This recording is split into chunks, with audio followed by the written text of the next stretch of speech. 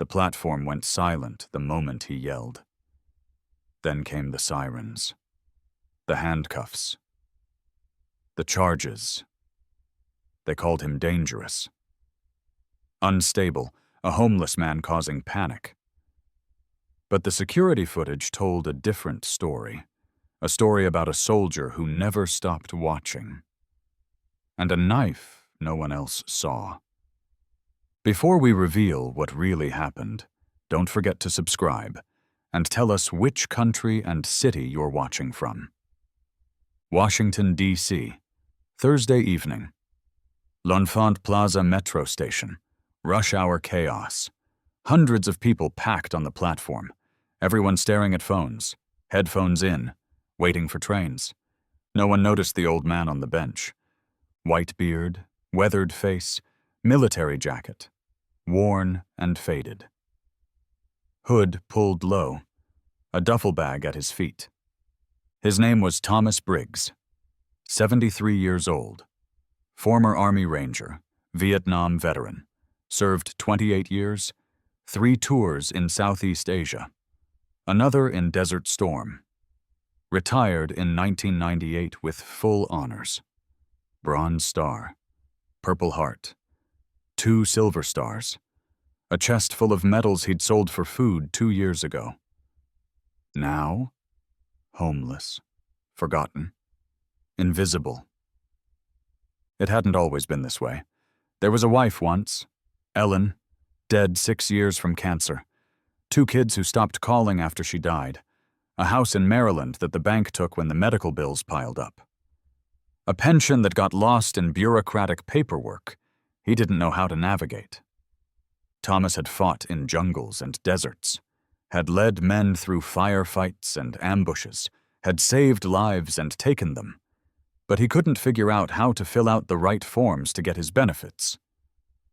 So he ended up here, on benches, in shelters when there was room, on the streets when there wasn't. He'd been sitting on that bench for hours, not begging, not bothering anyone, just existing in the margins of a city that had moved on without him. But Thomas Briggs hadn't stopped being a soldier. His eyes still moved like they did in Saigon, scanning faces, reading body language, identifying threats, entry points, exit routes, behavioral patterns. It was muscle memory, decades of training that never faded.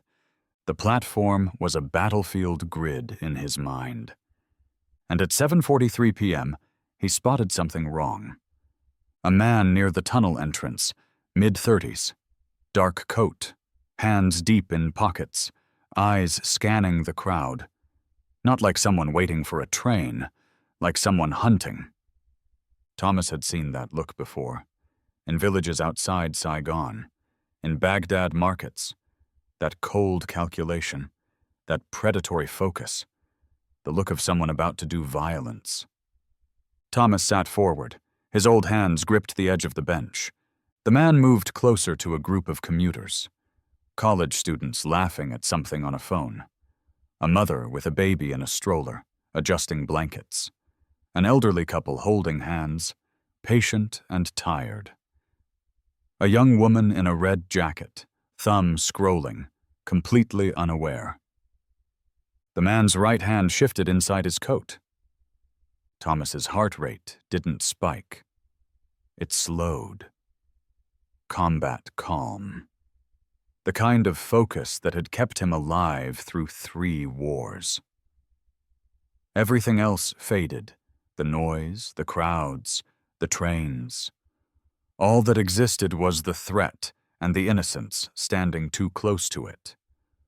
The man was 10 feet from the woman now, 8 feet, 6 feet. His breathing was shallow, visible in the cold air. His jaw clenched so tight the muscles in his neck stood out. Thomas knew what came next. He'd seen it 100 times, the moment before the strike, the coiling of the body, the final decision. Then the man's hand moved. Fast, practiced, pulling something from his coat. Metal flashed under the fluorescent lights, cold, unmistakable, A knife. 8-inch blade. Fixed. Military grade. Angled toward the woman's ribs. Perfect killing angle. The woman had no idea. Still scrolling. 3 feet away. Maybe less. Thomas didn't think. Didn't calculate. Didn't hesitate. "Get down! Move!" His voice tore through the station like a grenade. Military command. Sharp. Undeniable. The crowd froze. Confusion. Panic. Who yelled? What's happening? Then survival instinct kicked in. People scattered. The woman in the red jacket stumbled backward. Dropped her phone. The mother grabbed her baby and ran. Students bolted toward the escalators. The elderly couple ducked behind a pillar. The man with the knife hesitated. His target was gone. The moment lost. The crowd had moved exactly where they needed to go. Away from him. Toward the exits. He turned and ran into the tunnel. Disappeared into the darkness.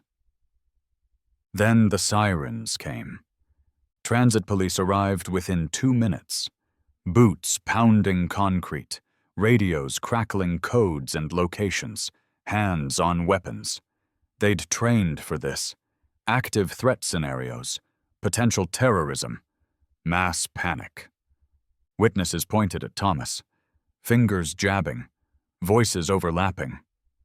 "That guy, the homeless man, he started yelling. He caused all of this." Officers moved fast, professional, controlled. One approached Thomas, hand near his holster, voice sharp with command authority. "On the ground!" Now, Thomas didn't resist. He knew the drill better than they did. He'd trained soldiers in detainment procedures back in the 80s, taught them how to secure a scene, how to control a situation, how to assess threats.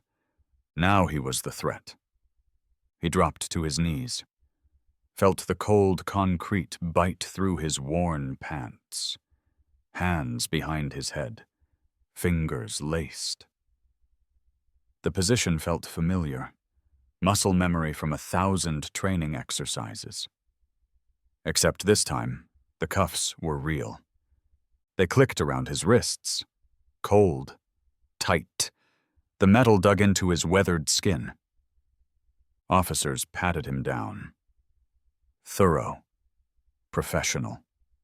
Checked every pocket, every seam. Found a dog tag on a rusted chain under his shirt. The metal was worn smooth from decades of wear. Found a faded discharge paper in his inside jacket pocket, folded and refolded so many times the creases had torn.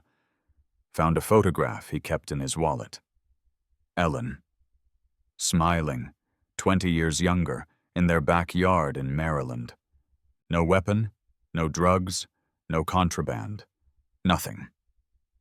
One officer pulled out the discharge paper, unfolded it carefully, read it, glanced at Thomas with a different expression. Not quite sympathy, but something close to it. "You served?"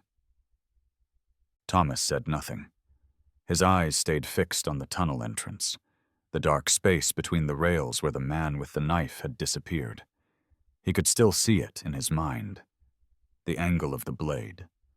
The woman's back. The distance. Less than 3 feet. Maybe 2.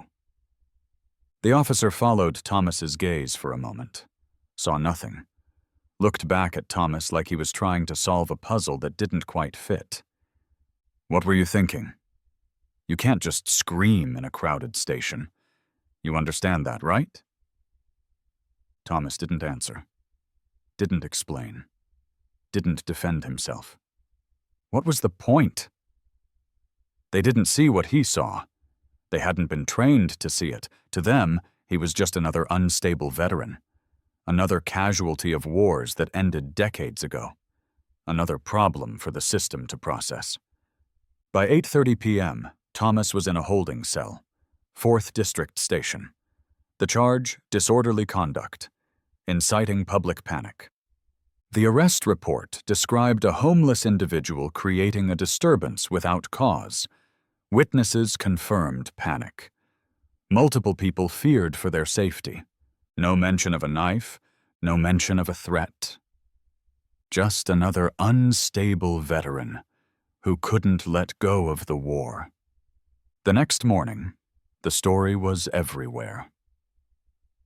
Homeless veteran arrested for metro panic. Local news, national outlets, social media. The headline spread like wildfire. The article described the incident as a violent outburst by a transient individual at a major transit hub. Quoted witnesses who said they feared for their lives, mentioned Thomas's age, his homelessness, his military service, not as honor, but as evidence of instability, as proof that he was broken. Words like PTSD and mental health crisis and public safety risk filled every paragraph. The story included his mugshot. Thomas staring straight at the camera. Weathered face. White beard, hollow eyes. He looked exactly like what people expected a homeless veteran to look like. Exactly like the stereotype they'd already decided he was. By noon, the comment sections were flooded. Lock him up before he hurts someone. These veterans need serious help. Get him off the streets. Another example of how we're failing our military. Sad. He's clearly dangerous. What if kids had been there? This is what happens when PTSD goes untreated. A few voices tried to push back. Veterans, mostly. People who recognized the military commands Thomas had used, who understood that "get down, move" wasn't random screaming, it was tactical communication. They asked questions, wondered if there was more to the story. But their voices were drowned out by the avalanche of judgment. The consensus had been reached. Thomas Briggs was unstable, dangerous, a tragic example of a veteran who couldn't adjust. No one questioned the narrative. No one asked what he'd actually seen. Thomas sat in his holding cell and watched it all unfold on the TV mounted in the common area. Saw his face on every channel. Heard reporters speculate about his mental state. Watched experts discuss PTSD and veteran homelessness and public safety protocols. He didn't react. Didn't defend himself. Didn't try to correct the record. Just watched. Quiet. Still, like he was watching someone else's life fall apart. Because in a way, he was. The man they were talking about on TV, the dangerous, unstable, homeless man, that wasn't him. That was a story they'd decided to tell, a narrative that fit their expectations, a version of events that made sense to them. The truth didn't matter. It never had. 2 days later, Thomas was assigned a public defender. Her name was Sarah Chen. Early 30s. Exhausted. She'd been carrying too many cases for too long. She met him in a conference room, sat across from him with a folder, opened it, scanned the pages. Former Army Ranger. 28 years, multiple decorations, honorable discharge. She looked up. No criminal record, no violence history. She closed the folder. They're offering a deal. 30 days community service, mandatory counseling. You take it, this goes away. You fight it, you'll probably lose. It's your word against a dozen witnesses. Thomas stared at the table. Sarah leaned forward. I know this isn't fair, but it's the reality. Thomas looked up, met her eyes. Check the cameras. Sarah blinked. What? Security footage. Platform B, 7:43 p.m. Sarah studied him. Something in his voice, in his eyes, made her believe there was more here. Okay, I'll request it. Thomas nodded once. But I need you to understand, Sarah added quietly. Even if there's something there, it might not matter. The system doesn't always care about the truth. Thomas said nothing, because he'd learned that lesson a long time ago. The footage arrived 4 days later. Sarah watched it alone in her office. Late night, past 11 p.m. The building was empty, just her, the hum of fluorescent lights, and the glow of her computer screen. She'd almost not requested it. The case seemed open and shut. Witnesses, statements, a clear narrative, and Thomas himself had barely defended himself, barely spoke. Just sat there like he'd already accepted his fate. But something about him stuck with her. The way he'd looked at her when he said, "Check the cameras," not desperate, not pleading, just certain, like he knew something she didn't. So she'd filed the request, waited, and now, finally, the footage was here. She opened the file. Hit play. Timestamp, 7:38 p.m. The platform appeared on screen, crowded, typical rush hour chaos, people everywhere, moving, waiting, distracted. 7:40 p.m. Still nothing. Sarah fast-forwarded slightly. 7:41 p.m. Thomas appeared on screen, sitting on a bench near the back wall, hood up, completely still, just another invisible person in a sea of commuters. Sarah leaned closer to the monitor. 7:42 p.m. A man entered the frame from the left. Dark coat, hands in pockets, moving through the crowd. Sarah's instincts prickled. Something about the way he moved. She rewound. Watched again. The man's body language was wrong. His shoulders were too tense. His head moved too quickly. His eyes scanned the crowd in a pattern that wasn't natural. Not like someone looking for a friend or checking for a train, like someone hunting. Sarah felt her pulse quicken. 7:43 p.m. The man moved deeper into the crowd, got closer to a cluster of people. A woman in a red jacket stood among them, back turned, distracted by her phone. The man's path was deliberate. Focused. He was moving toward her specifically. Sarah's breath caught. Then she saw it. The man's right hand shifting inside his coat. Slow, careful. His fingers wrapping around something. Sarah paused the footage, zoomed in. The resolution was grainy, but it was there. The edge of something metallic. Long, angled. A blade. Sarah's hands trembled as she hit play again. The man's hand pulled the object free. The blade caught the fluorescent light for just a fraction of a second. 8 inches, maybe more. Fixed, angled toward the woman's ribs. The woman had no idea. Still scrolling. 3 feet away. Maybe less. Then Thomas moved. Sarah watched as the old man stood. Watched his mouth open. Watched the words she couldn't hear on the silent footage tear through the platform. The crowd scattered.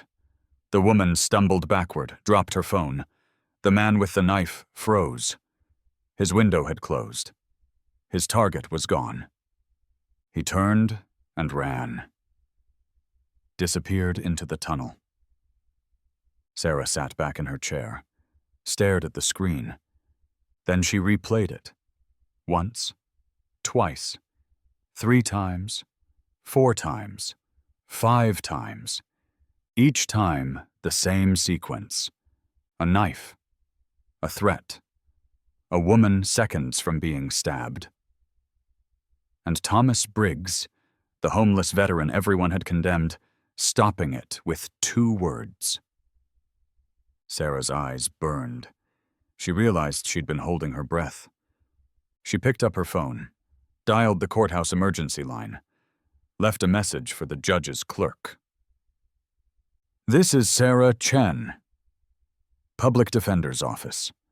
I need an emergency hearing for case number 2024 CR 18847. I have new evidence that completely changes the nature of the charges. It's urgent." She hung up, sat there in the empty office, staring at the frozen image on her screen. The blade. Clear. Unmistakable. And she thought about how close they'd come. How close the system had come to destroying an innocent man, to punishing the only person who'd done the right thing. How many others had they already destroyed? How many Thomas Briggs were sitting in cells right now, convicted of crimes that weren't crimes at all? Sarah closed her laptop, gathered her files, and promised herself she'd never stop fighting. Not for Thomas, not for anyone. Because if the system wouldn't protect them, someone had to. The hearing was Monday morning. Small courtroom, wood paneling, harsh fluorescent lights, American flag in the corner. Judge Patricia Kane presided. Late 50s. Silver hair, sharp eyes. Known for running a tight courtroom. The prosecutor sat at her table. Assistant District Attorney Lisa Moreno. Confident. Prepared. She expected this to be quick. Thomas sat at the defense table in his worn jacket, the same clothes he'd been arrested in. Sarah sat beside him, her laptop open, the footage ready. Judge Kane looked down from the bench. "Ms. Chen, I understand you've requested an emergency hearing. What's this about?" Sarah stood. "Your Honor, the defense has obtained security footage from the incident. We believe it will demonstrate that Mr. Briggs's actions were protective, not disorderly." Ada Moreno stood immediately.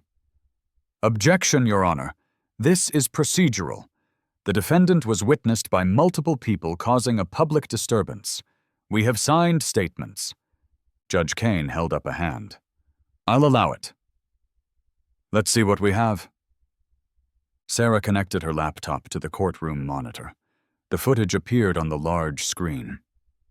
The room fell silent. The timestamp began, 7:40 p.m. Everyone watched. The crowded platform. Thomas on the bench. Motionless. 7:42 p.m. The man in the dark coat entering the frame. Judge Kane leaned forward. The man moved through the crowd, closer to the woman in the red jacket. 7:43 p.m. The man's hand moving inside his coat. Sarah paused the footage. "Your Honor, please direct your attention to the suspect's right hand." Everyone leaned in. The man's hand was pulling something from his coat. And in his grip, clear, unmistakable, a blade. The courtroom went silent. Ada Moreno's face went pale. Sarah hit play. Thomas standing. Yelling. The crowd scattering. The woman safe. The man running. The footage ended. No one spoke. Judge Kane sat back. Looked at the screen. Then at Thomas. Then at the prosecutor. "Ms. Moreno, were you aware of this footage?" Ada. Moreno stood slowly. Her voice shook slightly. "No, Your Honor. The initial police report made no mention of any weapon." Judge Kane's expression hardened. She turned to Thomas. "Mr. Briggs, were you aware of the weapon when you issued your warning?" Thomas met her eyes. Steady. Calm. "Yes, ma'am. And your intent was to move the civilians away from the threat?" "Yes, ma'am." Judge Kane nodded. "I want to hear from an expert." Ms. Chen, do you have someone who can explain what we're seeing here? Sarah nodded. Yes, Your Honor. Dr. Michael Torres, military behavioral analyst, former Army Special Forces instructor. Call him. Dr. Torres took the stand 30 minutes later. 50s, gray at the temples, former Green Beret, now a consultant for law enforcement and military training programs. He'd reviewed the footage and Thomas's service record. Judge Kane asked him to explain what he saw. Dr. Torres spoke clearly, professionally. Your Honor, what Mr. Briggs executed on that platform is called a verbal crowd dispersal maneuver. It's standard military procedure for active threat scenarios in civilian environments. When he yelled those commands, he wasn't causing chaos. He was creating controlled movement away from danger. Ada Moreno tried to object. How can we be certain he even saw the weapon? The footage is grainy. Dr. Torres turned to her. At 7:42 p.m., you can see Mr. Briggs's posture change, his shoulders tense. He's tracking the suspect. At 7:43 p.m., his eyes lock onto the suspect's right hand, the exact moment the blade becomes visible. His reaction time is approximately 2 seconds. For a 73-year-old man, that's extraordinary. Most people half his age wouldn't have registered the threat at all. He paused. Let that sink in. Mr. Briggs was trained to recognize pre-assault indicators, body language, hand positioning, movement patterns. All of it registered in his mind before anyone else noticed. That training doesn't fade with age. It becomes instinct. Judge Kane leaned forward. In your professional opinion, did his actions prevent harm? Dr. Torres didn't hesitate. Absolutely. If Mr. Briggs hadn't acted, the woman in the red jacket would have been within striking distance of an armed assailant. Based on the blade's angle and the suspect's positioning, she would likely have suffered a stab wound to the torso, potentially fatal. The crowd would have panicked after the attack, creating a secondary stampede with additional casualties. He looked directly at Thomas. Mr. Briggs saved lives, and he did it without violence. That's the mark of a true professional. Silence. Judge Kane looked at Ada Moreno. Counselor? Ada Moreno stood. Her hands trembled. Your Honor, in light of Dr. Torres's testimony and the video evidence, the Commonwealth moves to dismiss all charges against Thomas Briggs. Judge Kane nodded. Motion granted. She turned to Thomas, looked at him for a long moment. Mr. Briggs, the charges are dismissed. This court recognizes that your actions were not disorderly. They were heroic. She paused. And I want to personally apologize for what you've endured. You deserve far better. Thomas stood, his face unreadable. Thank you, ma'am. Judge Kane's voice softened. Mr. Briggs, thank you for your service. Then, and now. Thomas nodded once, a slight dip of his head. Then he turned, walked down the aisle, pushed through the doors, and disappeared. No reporters followed, no cameras, no interviews. The story that had dominated the news for a week vanished overnight, buried, replaced by the next scandal. Another case closed. Another forgotten man. Thomas walked out of the courthouse into the cold November air, pulled his hood up, adjusted his duffel bag, started walking. Sarah caught up with him on the steps. Thomas, wait. He stopped, turned. She looked at him, searching for words. There are resources, VA housing, programs that can help. I can connect you with... I'm fine, Thomas said quietly. You're not fine. You're living on the street." Thomas met her eyes. "I know where I am." Sarah hesitated, then pulled out a business card, held it out. "If you change your mind—" Thomas took the card, slipped it into his pocket, nodded once. Then he turned and walked away. Sarah watched him disappear into the crowd. Another face in the margins. But not forgotten. Not anymore. 4 weeks later, something appeared at L'Enfant Plaza. No announcement, no ceremony, no press release.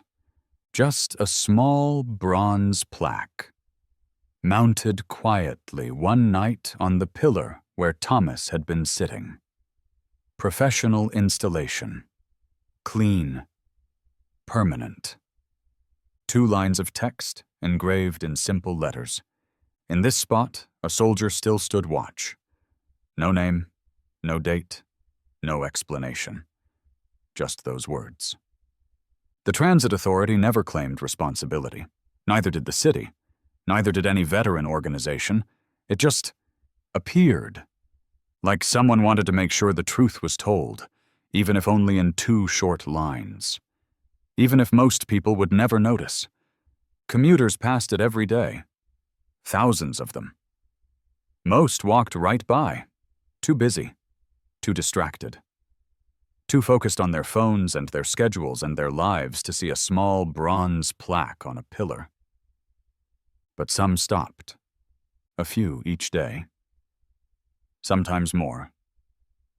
They'd pause, read the words, stand there for a moment, wondering. What happened here? Who stood watch? What did they protect us from? Most would never know the full story. The news had moved on, the headlines buried, the details forgotten. But the plaque remained. A quiet testament. A small act of remembrance for a moment that mattered. One evening, about 6 weeks after the incident, a woman in a red jacket stepped off the train at L'Enfant Plaza. She'd taken this route every day for 3 months. Same time, same platform, same routine. But tonight, something caught her eye.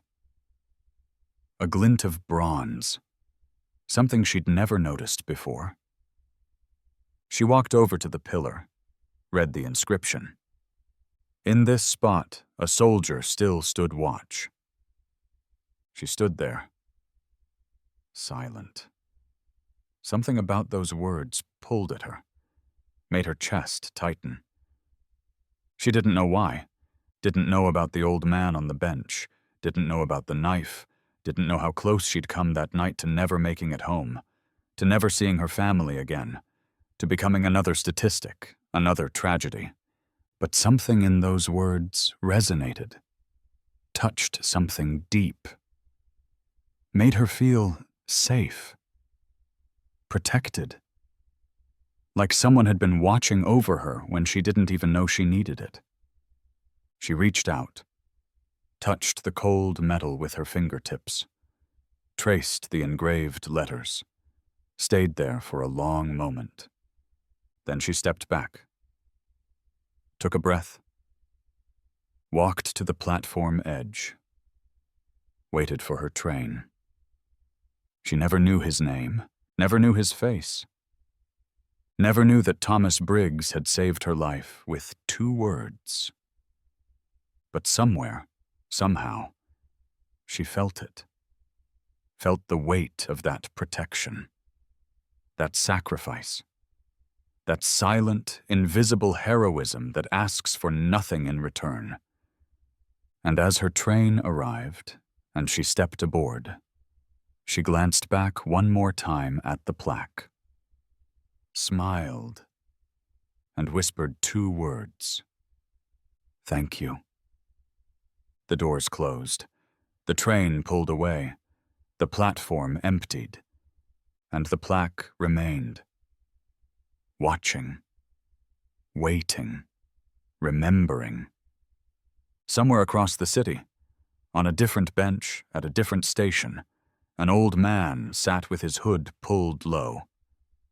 White beard, weathered hands, worn jacket with the name tape long since faded, duffel bag at his feet, invisible to the crowd, forgotten by the system, but still watching. Thomas had moved stations after the case was dismissed. Too many people recognized him at L'Enfant Plaza. Too many stares. Too many questions. Too many people who wanted to thank him, or interview him, or turn him into something he wasn't. He didn't want recognition, didn't want attention, didn't want to be a hero in anyone's story. He just wanted to sit and watch and make sure people got home safe. So he found a new bench, a new platform, a new corner of the city where no one knew his name. And he went back to doing what he'd always done. Scanning faces, reading body language, identifying threats before they materialized, protecting people who would never know he was there. It was 3 months after the hearing when a man approached him. Late 50s, gray hair, clean jacket, good posture, military bearing. The man sat down on the bench next to Thomas without asking. Didn't look at him, just stared at the tracks for a long moment. Thomas tensed, ready to move if he needed to. Then the man spoke, voice quiet, controlled. I saw the plaque. At L'Enfant. Thomas said nothing. Took me a while to figure out who it was about. Had to ask around, pull some strings, call in some favors. The man turned his head, looked at Thomas. You saved my daughter that night. The woman in the red jacket. That was my Sarah. Thomas's jaw tightened. He didn't respond. The man reached into his pocket, pulled out an envelope, set it on the bench between them. I know you don't want recognition. I know you don't want anything from anyone. But I needed to say thank you. And I needed you to know that she's okay. She's safe. She's alive. Because of you. Thomas stared at the envelope, didn't touch it. The man stood, started to walk away, then stopped, turned back. My name's David Chen. I served too. Marines, 82nd Airborne. Long time ago now. He paused. His voice caught slightly. What you did that night, that wasn't just training. That wasn't just reflexes. That was something more. Something most people don't have anymore. Don't even understand. Thomas looked up, met his eyes. David nodded, voice soft. You saved my little girl. I don't care what anyone says. I don't care what the news said, or what people think. You're a hero. And I'll never forget that. Never. He snapped a salute. Sharp, precise, military, perfect. Thomas's hand moved on instinct, returned the salute. Slow, weathered, but perfect. 2 soldiers, 2 wars, 2 generations, connected by a moment neither would ever forget. David held the salute for a long moment, then dropped his hand, turned, and walked away. Thomas sat there for a long time, staring at the envelope. His hands shook slightly. Not from age, not from cold, from something else, something he hadn't felt in years. Purpose. Eventually, he picked up the envelope, slipped it into his jacket pocket, stood, adjusted his duffel bag, and walked to the next platform. Because the work wasn't done, would never be done. There were always more people to protect, more threats to identify, more moments when training and instinct and decades of sacrifice could make the difference between life and death. Thomas Briggs sat on his new bench and watched the crowd move past. Students, workers, families, people living their lives, safe, unaware, and that was enough. He wasn't looking for thanks, wasn't looking for recognition, wasn't looking for anything except the knowledge that his training still mattered, that his instincts still protected, that his life still had purpose. Even if no one saw it, even if no one cared, silent, unnoticed, undefeated. The war had taught him how to fight. The streets had taught him how to survive. And somewhere between those lessons, Thomas Briggs learned the hardest truth of all. Some battles aren't fought with weapons. Some victories don't come with medals. Some heroes don't get parades. They just sit on benches in forgotten corners of the city and watch and wait and protect the people who will never know their names. That's the truth about soldiers like Thomas Briggs. They don't stop serving just because the uniform comes off. They don't stop protecting just because no one asks them to. They don't stop standing watch just because no one notices.